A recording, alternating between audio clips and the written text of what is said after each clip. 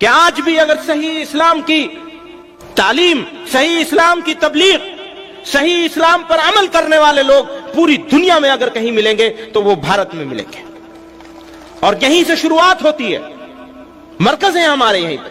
پورے فخر کے ساتھ ہم یہ کہہ سکتے ہیں کہ بھارت کا مسلمان، انڈین مسلمز ظلم کو برداشت کر رہے ہیں، ظلم کا جواب دینے کے لیے اپنے ہاتھ سے کچھ نہیں کر رہے۔ کیا آپ یہ سمجھتے ہیں کہ اگر کسی انسان کو 100 سال کا اقتدار دے دیا جائے اور بیچ میں سے تمام جمہوری نظام ختم کر دیا جائے، ہٹا دیا جائے، اس کو بادشاہ بنا دیا جائے کسی بھی انسان کو، تو کیا آپ یہ سمجھتے ہیں کہ مسلمان بتاشا ہے، پانی گرے گا اور بیٹھ جائے گا؟ بھول جائیں، اس خواب کو بھول جائے۔ اگر کسی نے یہ خواب دیکھا ہے بدمستی کا تو اس خواب کو بھول جائے۔ جب تک قیامت نہیں آئے گی، جب تک قیامت نہیں آئے گی، تب تک اس سرزمین کو مسلمان اپنے سجدوں سے آباد کرتا رہے گا انشاءاللہ۔ خطرہ وہاں سے نہیں ہے، خطرہ تو اندر سے ہے۔ مشکل اندر ہے، باہر نہیں ہے۔ ہم باہر ڈھونڈ رہے ہیں، اندر کی مشکل کو بھول گئے۔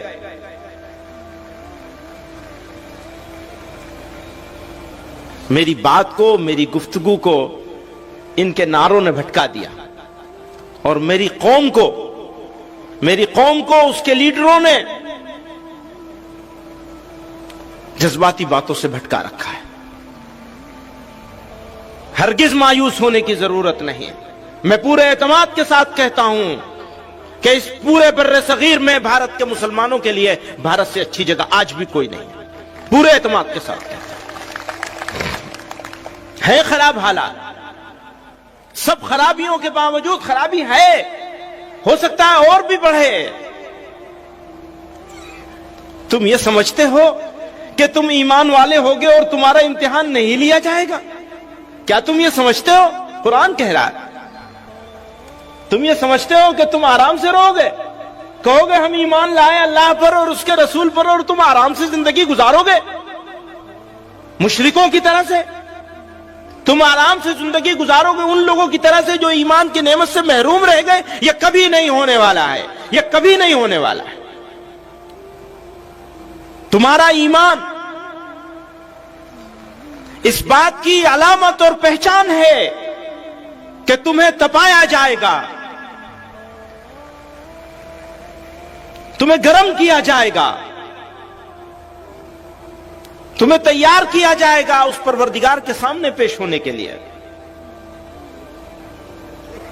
تو حالات سے گھبرانا یہ مسلمان کی شان نہیں ہے، یہ ایمان کی پہچان کے خلاف ہے کہ حالات سے مسلمان گھبرا جائے گا۔ ہم تب نہیں گھبراہٹ میں آئے جب ہمارے دوست، ہمارے چاہنے والے، ہماری چاہت کا دعویٰ کرنے والے ہمارا جنازہ پڑھ کے اس ملک سے جا رہے تھے۔ آج ہم ان کے ملک سے بڑا ملک یہاں لے کے بیٹھے ہوئے ہیں۔ وہ گئے تھے یہ کہہ کر کے کہ تمہارا جنازہ پڑھ کے جا رہے ہیں، وہ گئے تھے یہ کہہ کر کے کہ تم مرتد بنا لیے جاؤ گے۔ مقابلہ کر لیجئے ان کے ایمان کا اور ہمارے ایمان کا، موازنہ کر لیجئے۔ نہ تعداد میں وہ ہمارے برابر ہیں، نہ ایمانی حمیت میں وہ ہمارے برابر ہیں، نہ ہمارے اداروں میں وہ ہمارے برابر ہیں، نہ وہ ہماری دین کے کاموں میں وہ ہمارے برابر ہیں۔ اور ہندوستان کے مسلمانوں کو، اس ملک بھارت کے مسلمانوں کو فخر ہے اس بات پر کہ آج بھی اگر صحیح اسلام کی تعلیم، صحیح اسلام کی تبلیغ، صحیح اسلام پر عمل کرنے والے لوگ پوری دنیا میں اگر کہیں ملیں گے تو وہ بھارت میں ملیں گے، اور یہیں سے شروعات ہوتی ہے، مرکز ہیں ہمارے یہیں پر، یہیں مراکز ہیں ہمارے۔ تو ہرگز مایوس ہونے کی ضرورت نہیں، کوئی گھبراہٹ کی چیز نہیں ہے۔ ہاں حالات آئیں گے، لیکن حالات سے نمٹا کیسے جائے گا؟ اینٹ کا جواب پتھر سے دیا جائے گا۔ ایک طریقہ یہ ہوتا ہے نمٹنے کا، جس کو ناجائز نہیں کہا جا سکتا، جس کو غلط بھی نہیں کہا جا سکتا کہ اینٹ کا جواب پتھر سے دیا جائے۔ وہ صحیح بھی ہو سکتا ہے دنیا والوں کے لیے،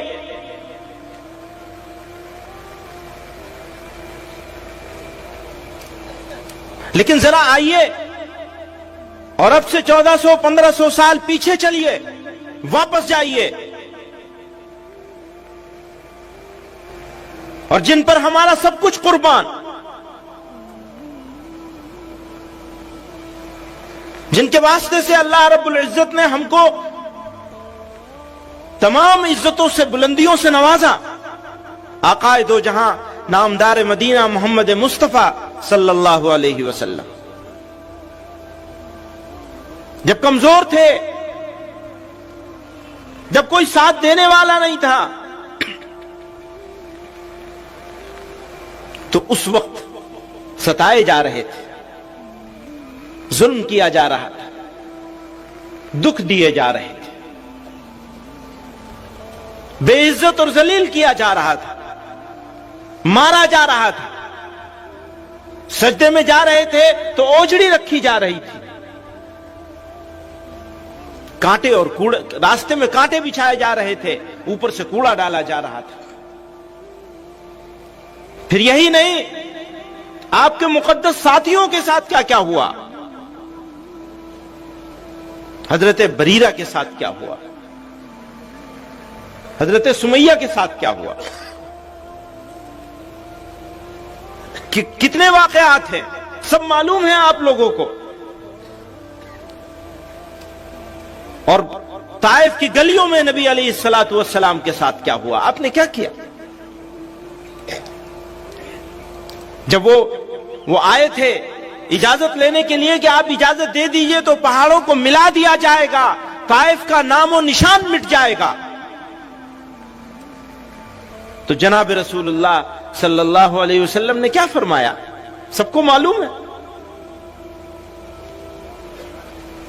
زخموں سے چور ہیں، اور آپ فرما رہے ہیں کہ نہیں، ہو سکتا ہے ان کی نسلوں میں کوئی ایمان لے آئے۔ کرنے کے لیے نبی علیہ الصلوۃ والسلام نے 1500 سال پہلے فتح مکہ کے موقع پر انہی موسٹ وانٹڈ لوگوں کو معافی کا صرف اعلان نہیں کیا تھا، بلکہ یہ کہا تھا کہ ان کے گھر میں جو پناہ لے لے گا ہم اس کو بھی معاف کر دیں گے۔ بدترین دشمنوں کو، جو واجب القتل تھے، جن کو سڑک پہ لٹا کر قتل کرنا چاہیے تھا، جن کی لاش کو درختوں پہ لٹکانا چاہیے تھا، پیغمبر علیہ الصلوۃ والسلام معافی کا اعلان ہی نہیں کر رہے ہیں، یہ کہہ رہے ہیں جن کو یہ بھی اپنے پناہ میں لے لیں گے ہم ان کو بھی معاف کر دیں گے، سارے بڑے سرداروں کو معاف کر دیا۔ ہمارے سامنے ان کی مثال موجود ہے، اور اس مثال سے ہم نہیں سیکھیں گے، فائدہ نہیں اٹھائیں گے، تو پھر ہمیں ذلیل اور رسوا ہونے سے کوئی بچا نہیں سکے گا، کوئی نہیں بچا سکے گا۔ ظلم کا جواب ظلم سے نہیں دیا جا سکتا،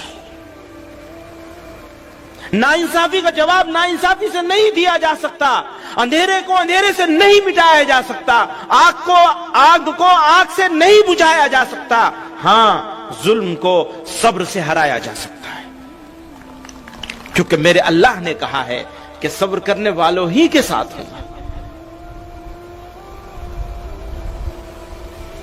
اور جب وہ کسی کے ساتھ ہو جائیں گے تو اسے کوئی ہرا سکے گا، کوئی ظلم کر سکے گا، مٹ جائے گا۔ مشکل یہی ہے کہ ہم اینٹ کا جواب پتھر سے دینے کے لیے تیار کیے جا رہے ہیں۔ ہاں آج بھی پورے فخر کے ساتھ ہم یہ کہہ سکتے ہیں کہ بھارت کا مسلمان، انڈین مسلمز ظلم کو برداشت کر رہے ہیں، ظلم کا جواب دینے کے لیے اپنے ہاتھ سے کچھ نہیں کر رہے، یہ بھی صحیح ہے۔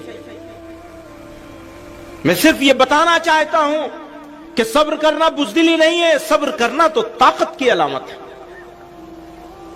پہلوان وہ جو اپنے غصے کو پی جائے، برداشت کر لے،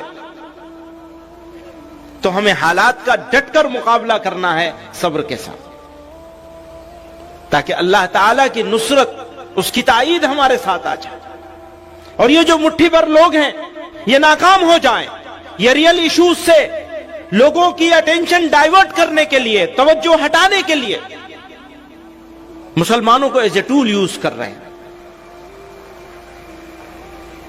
اب فیصلہ تو آپ ہی کو کرنا ہے کہ ٹول بننا ہے یا ان کے ارادوں کو اور ان کی سازشوں کو ناکام کر دینا.